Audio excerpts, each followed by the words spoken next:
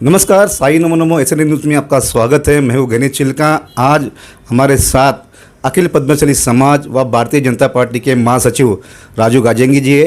राजू गाजंगी दिल्ली जाके आए। दिल्ली जाके हमारे सांसद जो उनको केंद्रीय राज्य मंत्री पद मिला है, कपिल पटेल जी से मिलकर आए। क्या उनसे एक बातचीत करते, आइए देखते। सर, क्या कहेंगे जिस तरह से कपिल पटेल जी को जाके आप मिलकर आए, उनको धन्यवाद व्यक्त किए, क्या कहेंगे?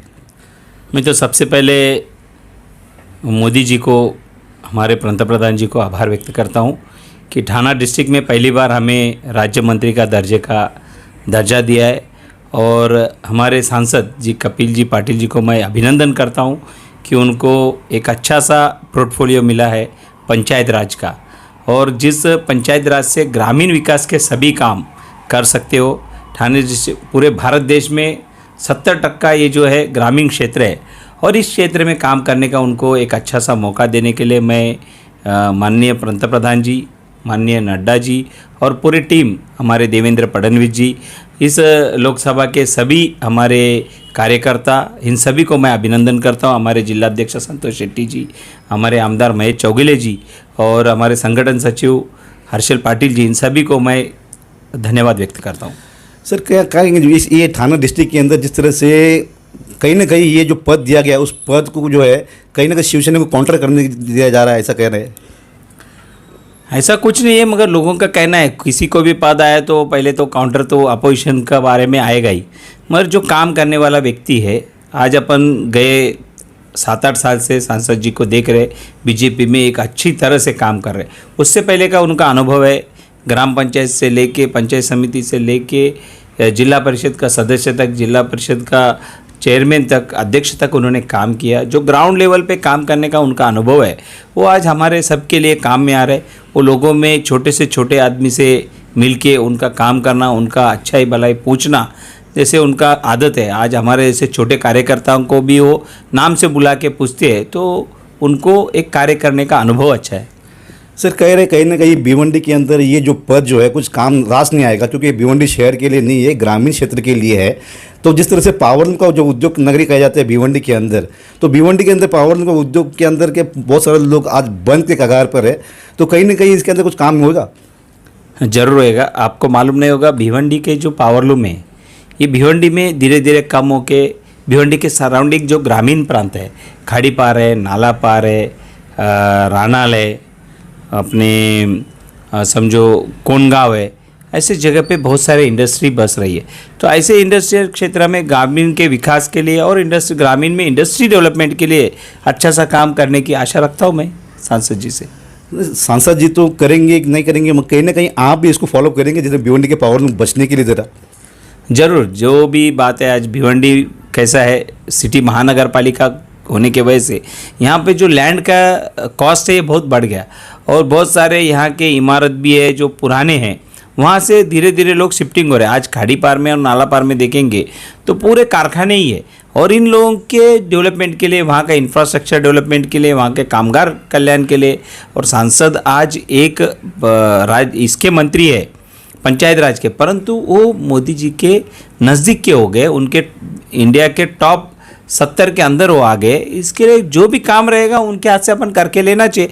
आज हमारे ऐसे कार्यकर्ताओं का एक कर्तव्य है कि अपने सांसद क्षेत्र में जो भी दिक्कतें है वो उन तक पहुंचाना, क्योंकि अभी हमारे जो सांसद है मंत्री बन गए तो पूरा उनको हिंदुस्तान देखना है। तो उसमें हमारे जो समस्या है ये लेके हम लोग उनके पास जाएंगे हमेशा। सर, बहुत दिनों से ये रोड के, कंक्रीट रोड के बारे में विषय चल रहा था, क्योंकि देवेंद्र फडणवीस के समय के अंदर, ये कार्यकाल के अंदर ये सब पास हुआ, मैं कहीं ना कहीं रोका जा रहा है ये नए सरकार ने, क्या कहेंगे सर? देखो, भिवंडी में जो जितने 52 रोड की चर्चा करेंगे तो ये पूरे देवेंद्र जी के समय ही सब मंजूर हुए थे। उसकी निधि भी MMRDA थ्रू भिवंडी में काम चल रहा है। अभी लोगों को मालूम है काम किनके वजह से सैंक्शन हुआ, किसके वजह से हो रहा है, मगर कहीं ना कहीं दबाने के लिए आज सरकार हमारी महाराष्ट्र में नहीं है, इसके लिए वो दबाने के लिए वैसे काम कर रहे हैं, मगर सभी काम पूरे होंगे। आज हमारे पास सक्षम हमारे विरोधी पक्ष नेता है, हमारे पास सक्षम आज मंत्री है, तो कोई भी काम रुकेगा नहीं। सर, जिस तरह से 12 लोगों को निलंबित किया गया बीजेपी के जो MLA लोगों को, उसके बारे में क्या कहेंगे? देखिए, एक अपोजिशन का उनका जो है स्ट्रेटजी है कि स्ट्रेंथ को कम करना। आज हमारा स्ट्रेंथ को कम करने के लिए वो लोग किया, मगर विरोधी पक्ष नेता अकेला देवेंद्र फडणवीस सबको भारी पड़ेगा। कहीं पे भी आप देख रहे इतने अच्छे तरह से उनके एक एक पॉइंट, ओबीसी आरक्षण हो, मराठा आरक्षण हो, या आज संसद में जो भी मुद्दे हैं उन सब मुद्दे पे डिटेल में बात करने के लिए, और छोटे छोटे कार्यकर्ताओं को, पत्रकारों को हमेशा वो बात करते रहते और एविडेंस के साथ दिखाते। तो सरकार ये उनको दिक्कत हो रही कि वो लोग पैसा खा रहे, 100 करोड़ रुपया लोगों से वसूल रहे, उनके ऊपर हेवी न हो जाए अपोजिशन, इसके लिए वो लोग संख्या कम करके दबाने की कोशिश कर रहे हैं, मगर कहीं पे भी लोकतंत्र दबने वाला नहीं है। सर, हमको मालूम पड़ रहा है कि जिसके आने वाले भिवंडी महानगर पालिका के चुनाव के अंदर भी आप भी दंगल में उतरने वाले, क्या कहेंगे सर? मैं पार्टी पे पूरा विश्वास रखता हूँ, पार्टी जो जिम्मेदारी देंगी वो काम करने को मैं रेडी हूँ। इतने साल के बाद अब क्यों? ऐसा कुछ नहीं है, मैंने कभी अपेक्षाएं नहीं किया कि मैं पार्टी के अंदर नगर सेवक के लिए खड़ा रहूं।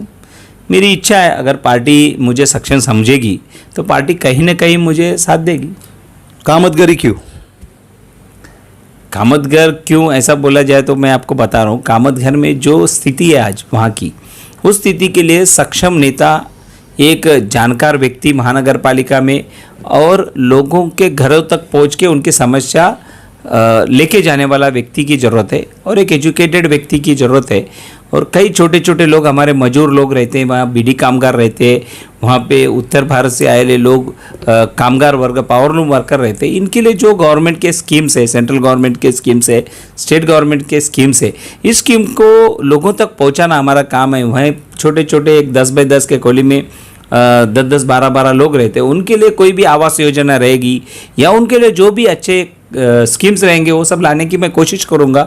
और लोगों की सेवा करना मेरा पहले से काम है, मैं मेरे बचपन से ही लोक सेवा में हूँ, इसके लिए मुझे वो वार्ड अच्छा लगा जहाँ पे मैं सेवा करके मेरे दिल को सुकून पहुँचेगा, और लोगों का सेवा करने के बाद अच्छे से नींद आएगी, इसके लिए मैं वो वार्ड चुना हूँ। ऐसा लग रहा है कि इससे पहले जो भी नगर सेवक कामतगर में थे वो लोगों ने काम नहीं किया, ऐसा लग रहा है आपको? देखो, हर एक का काम करने का तरीका अलग रहता है।